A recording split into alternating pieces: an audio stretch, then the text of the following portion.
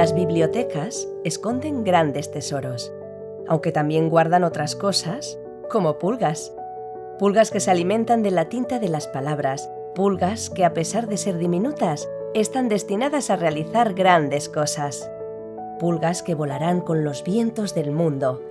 ¿Queréis saber cómo se metieron en una aventura sin igual por culpa de uno de estos vientos?